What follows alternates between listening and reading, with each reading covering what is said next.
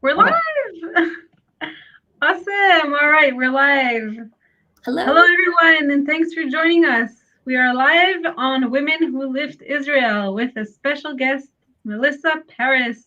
Thank Hello. you so much, Melissa, for joining us. Oh my gosh, thank you so much for having me. Thank you so much for having me. We're so excited. So to intro everyone, first of all, my name is Sarah. I'm the co-founder of Women Who Lift Israel. We are a women-only Facebook community focused on empowering women through strength training.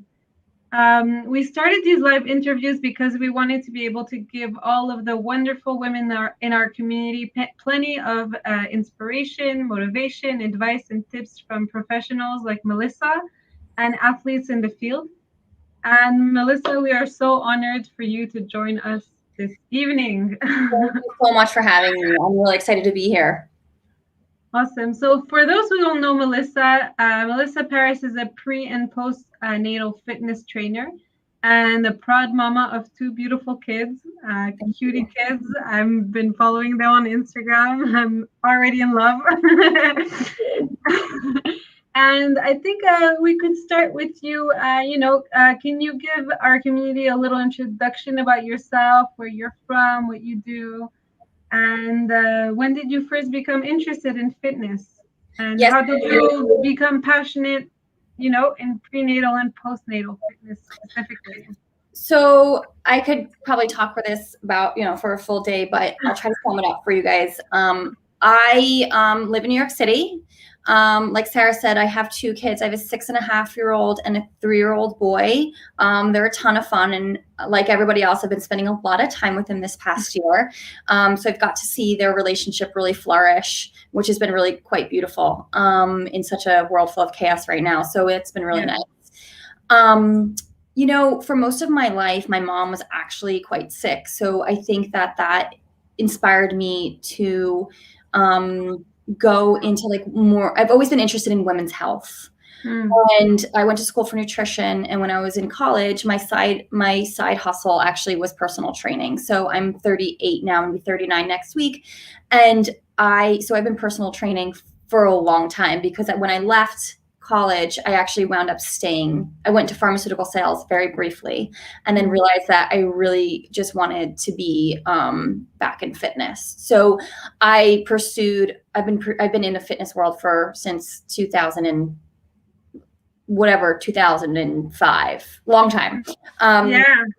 Yeah, long time. So, and then, what I've done, like everybody else, is I've evolved, right? So when I started to think about having my own children, I naturally started to shift towards training that pre-postnatal crowd. And then I really dove down that path when I had my own son. And then when I had my second son, I had very different birth experiences with them. So that sort of really intrigued me around what and how pregnancy, like how the whole thing goes down through getting pregnant to having the baby, and what does that look like for your body. So I've been doing this for a long time, and I'm more passionate now than I've ever been. And I hope to reach as many moms as I possibly can, because I think strength is a necessity. Yeah, a lot of times when women get pregnant, they think it's like over. They need to just sit down, lay down, not do anything. There's also not like educated and scared to like harm the baby, harm themselves, and really like what you're doing is amazing, because we know that it really will help a pregnancy when a woman stays active. So well, let's jump into like the main question here. Is it safe to lift weights while pregnant? And what rules should be followed in order not to injure yourself or your baby? Yeah. Is there like some exercises like you shouldn't attempt at all while you're pregnant, for example? So you absolutely can lift weights. Absolutely. I don't suggest getting pregnant and then going out and starting to like swing some kettlebells. That is not what I'm talking about at all. I don't advocate for that, but I do think that it's important, it's critical to start a healthy relationship with strength training before you get pregnant and establish that strong foundation. If you are one of those people that just wasn't able to do it, or sort of you came around to it when you were pregnant, which happens, maybe seeking out a professional person to help guide you along that path, or seeking out somebody who has really great resources on where to even begin, right? So, you're going to find that when you're a mom, or if you are a mom, there's just basic things that you're going to be doing no matter what, right? Like you're going to be picking the baby up. You're going to be sitting a lot with the baby. You're going to be in that holding position all the time. So, creating a strong posterior chain is really, really critical, right? To sort of prevent long-term, quote unquote, aches and pains. So you absolutely can lift weights. I always say, don't start doing a million different types of exercises, especially if it's new to you. The most important thing you can do is working on your breathing, working your way up, putting yourself in a SMART program. So the program builds on one another, right? You're not just going to walk in a room and start picking up the heaviest thing in the room, but learning how to pick things up. You're going to be picking up your baby, right? Your baby's going to weigh something. So learning how to do those things properly is really important. And what about running? What, like in cardio and so forth? Like, is it safe also to run while pregnant? Yeah. So, it's such a broad question, right? You see these athletes who are Olympic athletes who are like, running some of their best races while pregnant, which is so inspiring and so amazing, but that's not everybody, right? I remember with first, I was so uncomfortable running. Like every 2 seconds I was jumping off the treadmill or trying to stop to use the bathroom, right? Like there was just so much pressure on my pelvic floor that it just wasn't comfortable for me to continue running, right?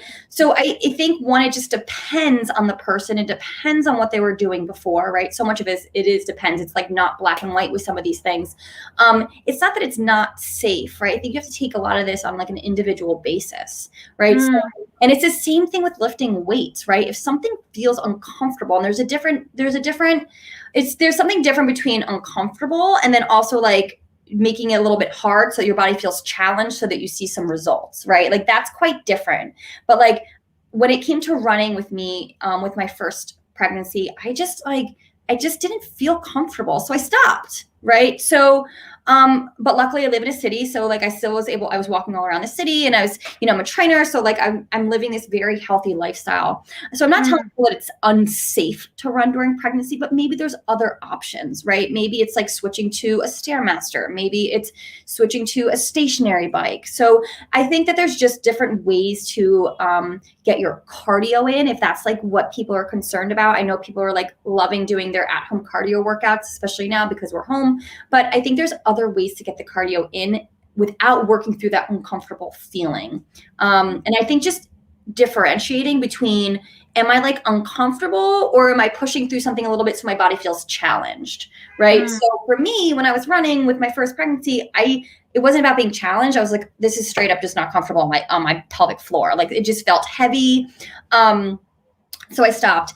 And in between pregnancies, I became very knowledgeable and well-versed with kettlebells. So in my second pregnancy, I wasn't running at all. I was actually doing a lot of ballistic type movements that my feet didn't even have to leave the floor, right? And I was still able to get my cardio in, however you want to look at it, while doing like 15, 20-minute cardio sessions and not having to incorporate any running into my program, and still seeing great results and still feeling really great about myself and getting all the benefits that you get from strength training and from cardio aspects, right? Like I'm still getting all those healthy hormones that make me feel really good and make pregnant women feel really good. Like pregnancy is a superpower, and we shouldn't feel like it's a disability when we get pregnant. Like you don't have to sit on the couch. No.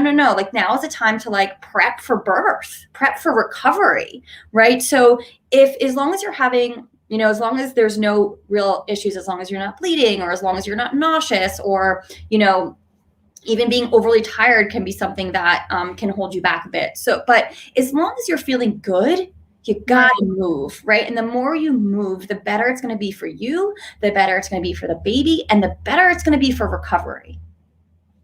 I guess it's also, you have to define your goals, like maybe redefine your goals when you're pregnant. Like it's not the time now to hit like weightlifting PRs or like, Correct. you know, run your first half marathon. Like you might need to like kind of readjust like what you're doing in the 9 months of pregnancy. Yeah, and I'll give you a really good example. Like, you know, when I was pregnant with my second son, I went in real strong and I was doing, you know, sets of like, I don't know, let's say 10 pull-ups at a time.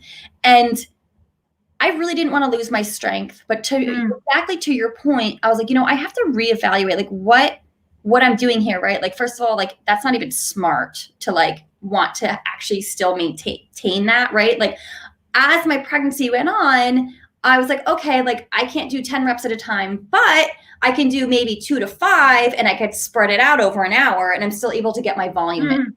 Right. So it's just like you can still do a lot of what you were doing before. It might just look and be structured a little bit different. I've read something, I'm not sure if it's like accurate, that like your heart rate becomes a little bit like faster when you're pregnant. I'm not sure. Yeah, and it might affect like your your running or your whatever you're trying to do. Yeah, that happens a lot in the first trimester, and it's nothing to be worried about. It actually kind of tapers off, and a lot becomes, it's kind of like also like a lot of people feel really tired in the first trimester. A lot of people feel nauseous, and then typically, not always, don't hold me to this, typically people feel a little bit better in that second trimester. And that's when, you know, people tend to ramp it up a little bit more when it comes to exercise. Maybe I'm not saying like start lifting for your PR, but maybe you go from doing 3 sessions a week to 4 sessions a week, or maybe you go from doing 20 minutes to 45 minutes. So this is a great time to really be in tune with your body. And if you can, like I said, continue moving, don't be scared to move. Just put your mind into what you're doing, right? If you're like feeling nauseous, okay, like take a minute, sit back, hydrate, maybe you need a snack, and then you can keep going again. You know, be really kind to yourself. But it's a critical time to create a strong base. But with that, also be really educated with the things that are happening in your body, right? So talking a little bit about that heart rate and your hormones, right? Like things are all sort of like rebalancing themselves and like getting ready to build this baby, right? So it's just an important time to be in tune with that and know that for the next 9 months or so that it's going to be about yourself and being healthy and building a healthy foundation, and knowing that you need to maintain that strong base so that when the baby's 4, you can do these things, right? Like it's not hard to pick up the baby. It's not hard to get up in the middle of the night. And listen, I've been there. I know how hard it actually is. I know, but it's life is easier when you're strong. Right. Yeah. Definitely. And so how long after birth do you need to, wait before starting to lift weights again? And is there a difference between, natural birth and C-section? Yeah. I know in general, like the doctors like say you have to wait 6 weeks at least, but what do you see with your clients? When are they ready to come back? Yeah. So I think it's a challenging time because you're filled with all these hormones, and it's almost like adrenaline, right? Your body sets you up to be able to take care of this baby. So it's almost like, I feel like you have like this energy that's like kind of there, but it's not. And like, you're like ready to do something at like 3-4 weeks. And I'm like, oh no, like this is a great time to pump the brakes, right? Like people want to pump the brakes almost when they get pregnant. And I'm like, no, this is a great time to set up a plan. Like, let's do this. Like, let's figure out this plan. It's almost like reverse thinking. I hear this a lot. People get pregnant and they're scared. And I'm like, no, nothing to be scared of. Let's keep going. So true. Let's come up with a plan. And then postpartum happens and they're like, oh my God, the baby's out. I'm ready to go. 4 weeks later. I'm like, no. This is a great time to pump the brakes, right?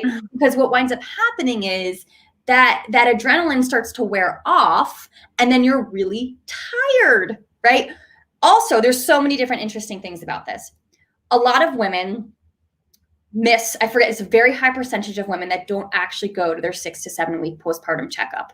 Think about all the things that are coming into play. You're tired. Maybe you don't have childcare. You have to bring your baby. And now with COVID, it's like all of them, right? So a lot of women miss their 6 to 7 week postpartum checkup. And for the women that go, I'm not speaking for all doctors, but in a lot of situations, you go to your 6 to 7 week postpartum checkup, the doctor checks you and they're like, okay, you're good to go. You're cleared. Cleared to do what exactly? What am I cleared to do? So it's a very, I think, confusing time, right? Like, and again, I'm not speaking for all doctors. I'm not speaking for all people, but I think the important questions that need to be asked at 6 to 7 weeks are you sleeping? Do you need mental health support? Do you have questions about breastfeeding, right? Like, do you want to see a pelvic floor therapist? That's a huge thing for me, my clients. And it's not something, I live in New York City, and I still have a lot of people that are like, what's a pelvic floor therapist? Like, in other countries, pelvic floor therapy is standard of care, right? That should be, no matter whether you've had a C-section, a vaginal birth, or the baby came out your ear, you should be seeing a pelvic floor therapist after your 6 to 7 week postpartum checkup, just to be like, okay, like, let's see what we're working with, right? Like, let's see what's going on down here. Did you tear? Did you not tear? Like, let's talk about scar work if you had a C-section, right? Like, and I know like a lot of this is very emotional, right post, right? So maybe it's waiting to 3 months, but getting a map or getting an idea of what's happening, your pelvic floor is critical to the rest of your body, right? Like, you pushed out a baby, and even if the baby was a C-section, right, the baby sat on your pelvis, on your pelvic floor for the 9 months, right? So there's a lot of pressure, and I'm saying this to fuel you guys with information, not to like make anyone feel, not to make anyone feel like, oh no, I never did that, right? It's never too late, right? I think it's just important. There's not necessarily a time when people should start going back. I think it's a great time to do some information seeking, right? And I know also how hard it is, right? If you didn't go to your 6 to 7 week postpartum checkup, how are you going to have time and resources to go to the pelvic floor therapist? But if you're fueled with some information, right? Like, okay, there's a lot of free resources out there. There's a ton of free resources out there, even on Instagram. If you type in like pelvic floor therapy, look for an OT or a PT, or reach out to me, like find somebody in your area. There's lots of virtual things that you can find out now. Like what's your diastasis look like? Your abs do stretch out, right? Like, no matter how much weight you gain or didn't gain, your abs have to stretch to accommodate space for the baby. And another interesting fact is our babies are also born with some diastasis, because that's how they fit down the birth canal, right? Wow, I never heard that. Yes. Also, yep. And so this is one of the things that I talk to my moms a lot about at that 6 to 7 week marker, when they're calling me like, I'm ready to come back. I'm like, okay, let's talk, right? The most important thing you can do is breathe. The most important thing you can do is breathe. And I'm going to tell you why. The diaphragm and the pelvic floor work together, right? One goes up and one goes down. They work together. It's so important to take deep breaths into your low belly, your ribs, and your back, right? Less chest, head, neck, and shoulders. We're already stretched out, and we're already like this because we've been carrying a front load for so long, right? I'm out of focus here. So the most important thing you can do is breathe. So if you are like, oh no, I have diastasis, and you start doing core exercises, or no, I think there's something going on my pelvic floor, I should do Kegels. No, it's okay. Focus on your breath. If you just do core and then you start doing Kegels, which we can have a whole other conversation about that, right? Maybe they're not right for you. Maybe you're tight and you need to work on relaxation. So the most important thing you can do is breathe, because the tissue in your abs that gets stretched out is the same tissue that's in your cervix. Your body is very smart. It's meant to heal at the same exact time. So if you're just doing core exercises, then you're going to strengthen your core. And then where's the pressure going to go? Out your ears? No, it's probably going to go down to your pelvic floor. You're just doing Kegels. Where's the pressure going to go? It's going to go out your diastasis. So the most important thing you can do, sorry, I sound like a broken record, is it like meditation, or like what do you recommend for the type breathing? of breathing I'd like people to focus on is 360 breathing. So it's not to be confused with yoga breath, even though I think yoga breath has the same intention, it's just worded a little differently. I would want you to think about getting lateral rib expansion. So if you're thinking about your ribs opening up like an umbrella when you take that inhale, it's actually quite difficult, right? So think about your ribs moving out to the sides, because for so long, your ribs were like this from the baby, right? So we want to think about lateral rib expansion and getting air into the sides of our body, into our low belly, and into our low back. And then that's going to create a full relaxation and contraction of our diaphragm and our pelvic floor. Interesting. So the thing is, I don't give people necessarily like a time as to when they can start lifting again, because again, it depends on where you ended up, right? Some people can go right up until the end, have the baby, can start their breathing exercises and things.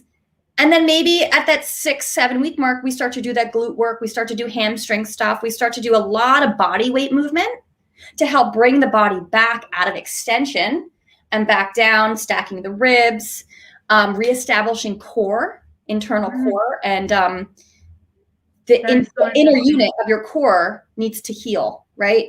So we start that core and pelvic floor rehab. I'm not a pelvic floor therapist. I refer out, and typically I expect, that's the expectation of my clients, is that they see a pelvic floor therapist at least once, so that we know what we're working with. Think about your bones; everything moves to accommodate space for this beautiful human, right? Everything moves. So we got to like really think about what that does to your body, and we want to take this time. It's a very special time, postpartum. It's such a special time. If you're giving your body the space to do what it's supposed to do, it will do what it's supposed to do. So don't rush it. But you have to give it a little bit, just enough, so it feels like it needs to heal. It needs to do something. It needs to work. Right?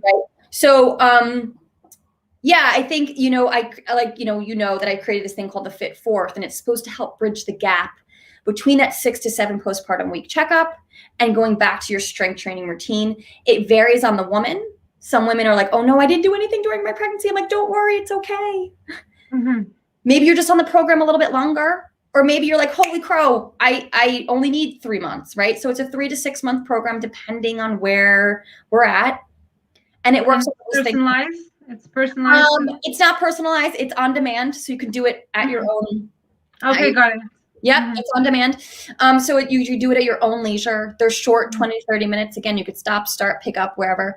I talk a lot about breathing. I talk a lot about proper positioning of where your body is supposed to be. And like, I'm a mom of 2, right? So I've lived this before. And actually my first birth was a C-section. My second birth was a vaginal. So I have a really great understanding of what happens in both worlds. So your other part of that question was, sorry, I went off on a massive tangent, was natural. That was an amazing tangent. Go for it. Or natural versus C-section births when it comes time to come back. Not necessarily. You just have to keep in mind that, C-section, with the C-section, and I didn't even know this was a thing until I did my own research with the scar work, right? Like, as the tissue heals, you have to move it around, right? Or else it becomes dead, stagnant tissue. And if your abs are not moving, then something's going to move somewhere else that may not feel good, right? Like, so after my first birth, I started to experience, maybe a year afterwards, some lower back pain. And I was like, what's going on here?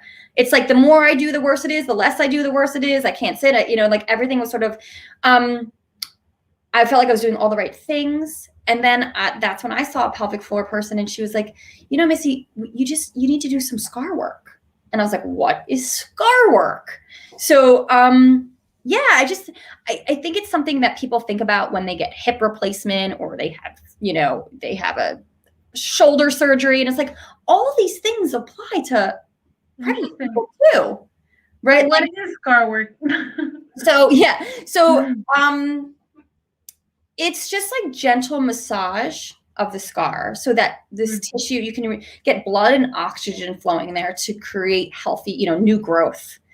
So, because any stagnant tissue is like not good. It's not good tissue because it's not growing, right? And it's the same thing if you have a vaginal birth and you tear.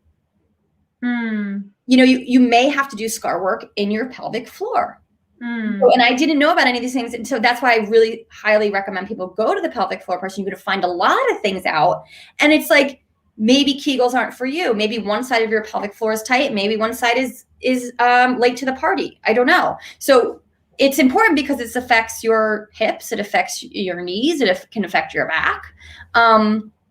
But the resources are there. That's the amazing thing, right? Like there's so much out there. There's lots of amazing people doing this type of work. And then there's people like me that can take that and then implement it into the routine. Amazing. Yeah. Luckily, we have two pelvic floor specialists in the group, and our women bombard them with questions all the time. So wonderful. That's so wonderful. A couple of people that I'm always referring to as well, because you know, you never want to feel like alone, and some of these things people don't talk about, and it needs to be a little bit more norm of like, okay, it's scary to go to the bathroom after you give birth. Like I remember being more nervous about that. Like, oh no, I have to go to the bathroom. Is everything going to be okay? So anyway, I know we're keeping this strength training topic, but it's important to know what's going on with our bodies. What about women undergoing fertility treatments? Are there any advice for them in terms of weightlifting or, you know, fitness? Yeah. So this is always something where I know can be quite, it can make people nervous, right? You're trying so hard to get pregnant. And for some people, maybe it's many rounds of trying to do this. So I think when I work with my moms who are going through the fertility treatments, it's really a day-to-day basis. You know, it's like, okay, if there's bleeding happening, no working out. Right. The main thing is that we want to be able to sustain the pregnancy. So those are the people that I'm really cautious with. Well, I'm really aware of, you know, I try to be very cautious with everybody in general, but it's like, those are the people that I'm like, okay, because mentally it's like, okay, maybe the workout is going to make them feel a little bit worse if there's like bleeding happening. So there's no working out if there's bleeding. But we try to sustain the workout training as much as we can, because like I said, it's going to help with the recovery. What about like while they're getting like hormones injections, or while they're doing those treatments, or before or after? Can they still work out? Is there an issue with working out aside from, you know, when bleeding? Yeah. So I typically, with my clients who I train them, as long as there's no contraindications, bleeding, nauseous, dizziness, as long as there's no contraindications, we keep on the program. I think that's the most important thing, is to maintain that strong body and maintain that strong foundation. Awesome. So we want to bring awareness to the health benefits of having muscle on a woman's body specifically. Yeah. Research has shown that maintaining a muscle mass helps increase your lifespan and live a better quality of life. What are some of the physical benefits you see on pregnant women or postpartum clients that include strength training in their lifestyle? Yeah, I mean, I think this goes for anybody, right? When you feel strong and you feel capable and you just feel so much better in all aspects of your life, it spills over into everything. And then when you're a mom, right, you're able to keep up with your kids, stay ahead of your kids. You know, being a mom can be very physical, you know, running after them, even when they're very little, they're being held all the time, like in the middle of the night, sometimes, lots of the times. And then, you know, if you choose to breastfeed, you're sustaining this baby's life with your own bodily fluid. So, you know, I keep going back to this. It's like, when you are strong and when you feel strong, like life is easier. And, you know, for me, my focus has shifted tremendously when I had kids. I'm like, no. It's, yes, aesthetics. It's nice to like look a certain way, but I want to feel a certain way. I want to get up and crush the day, right? I want my kids to be able to climb on me, and I want to be able to pick the stroller up and down the subway stairs and things like that. And, you know, I want to feel like I can do that for their kids. You know, and muscle is life, you know, and I feel that, and to all you women out there, I got stronger post kids. I got smarter about my training. I don't miss my training sessions. And there's something for me that I do that actually makes me be a better mom. Mm-hmm. So, yeah. And for me, it helps. Like, for example, I'm playing with my son is playing Lego on the floor, and I'm like squatting while helping him. And like a few years ago, I couldn't even like squat down to get like kitchen stuff, you know, in the cupboards. Like, I'm amazed at like being able to just like squat for like 15 minutes while playing with him. You know, it's like really empowering, actually. It should be, you know, it should be. It's important that we move our bodies. And, you know, in the world that we live in now, like a lot of us are in front of, even me now, like I'm in front of the computer screen a lot. Yeah. I'm doing all virtual. My life is virtual now, like everybody else is. That was never the case for me before. I've always lived a very upright life. I'm always standing up, moving around, picking things up, putting things down. And it's really important to make sure that we are prioritizing our health. And I think that more so now than ever, people are like moving more. And I think it's great. There's so many different options for fitness.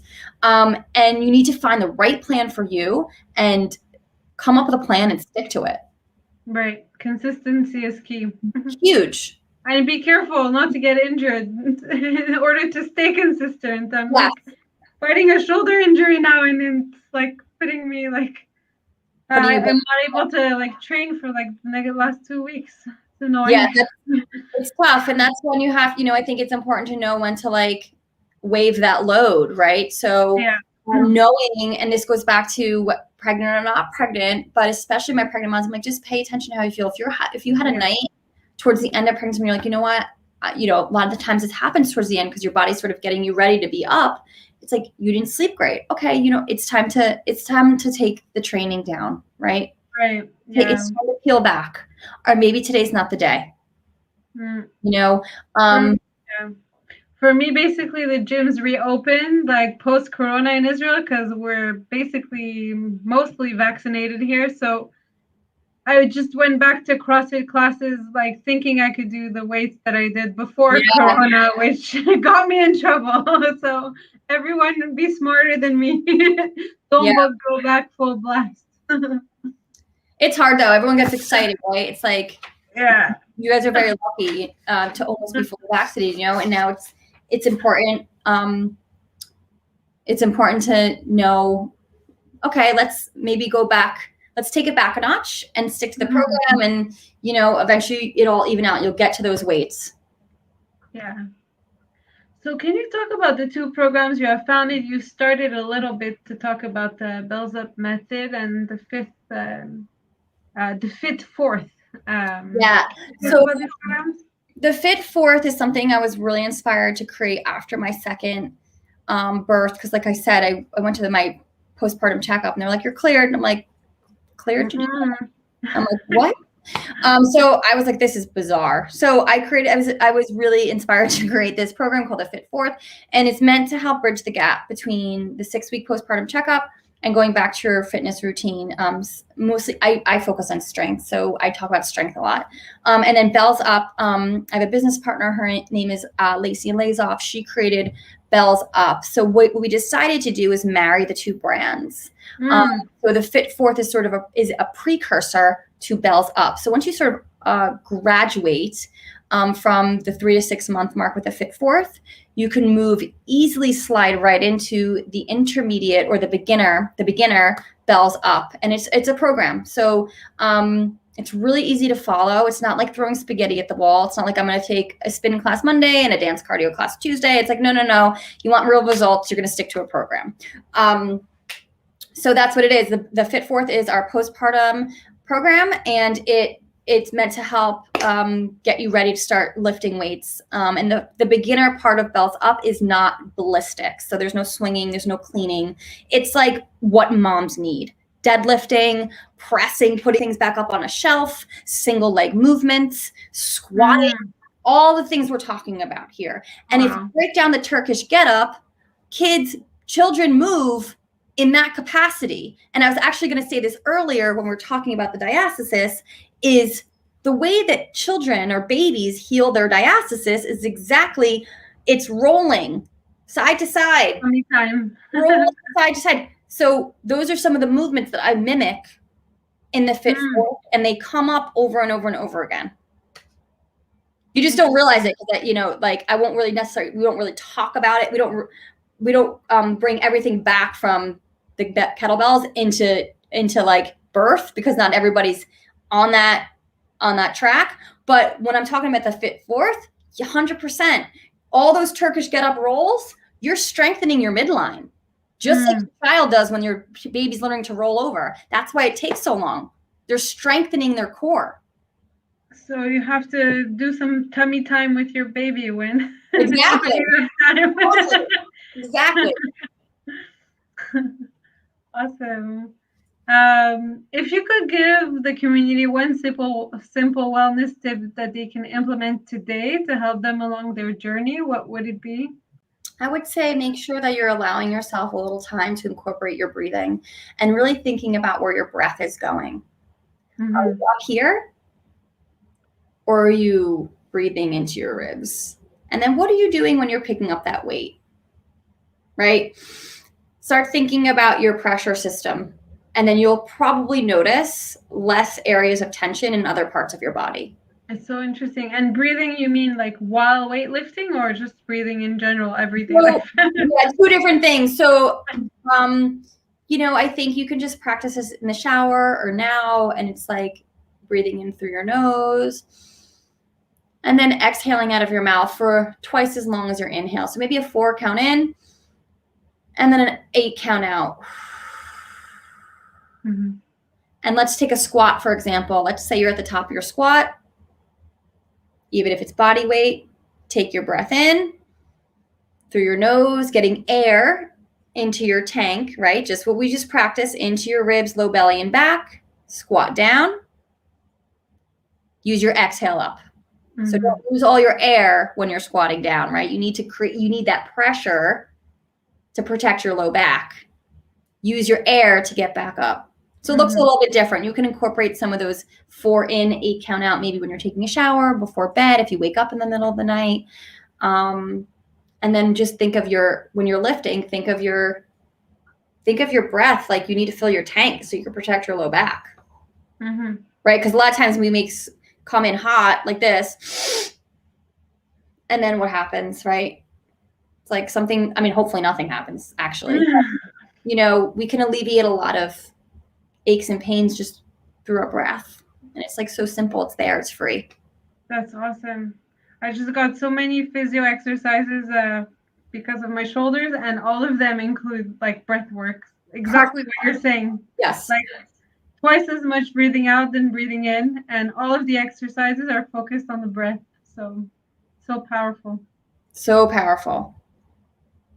And I would love to give you the opportunity to talk directly to our members about anything that is important to you that we haven't already covered. Is there anything you would like to share with us? It sounds like you guys are really ahead of the curve when it comes to pelvic floor therapy. And I think that's something that is really important to me, getting across to women, like just finding specialists in your area and knowing that it doesn't have to be so much effort. Like just reaching out to, you can do virtual appointments, and it sounds like you guys are just so far ahead of that. And I think that's like one of my main things after, you know, when I had my children, is like, there just needs to be some more resources for postpartum moms. And just sort of knowing that during pregnancy is a superpower. And, you know, when you have that baby, maybe that's a great time to sort of reflect and be like, okay, what are the resources that I need right now? And now is a really great time, if I give my body the chance, to heal and recover and do all the things that it needs to do. And now's a great time for a plan. Awesome.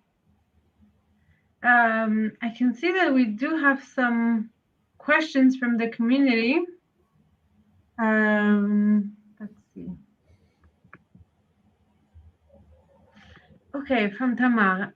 I've been With the same lifting trainer for over 2 years, I hope to have children in the future. When I do you recommend that I switch to a personal trainer that specializes in strength training during pregnancy, or will a general trainer be sufficient? I think that it's important to switch because all the things we're talking about, understanding, unless your trainer is like really well versed in the anatomy and physiology of like the pelvic floor and the abs and breath work, I think it would be helpful to find somebody that specializes. Mm-hmm. Totally. What about nutrition during pregnancy if you also strength train? Is there something specific that I should be watching out for nutritionally? Yeah, I think it goes back to like making sure that you're getting enough protein, right? And that's most people. Eating a well-balanced, real food diet. And there's somebody that I follow, and I quote her a lot, Lily Nichols. She has really great information on pre-postnatal nutrition. Awesome. And is there anything I can do now to prepare my pelvic floor for pregnancy? Yeah, great question. Yeah, so again, the breath work is really critical and just tuning into like what a full relaxation and contraction feels like. And maybe getting a session with the pelvic floor pre-pregnancy.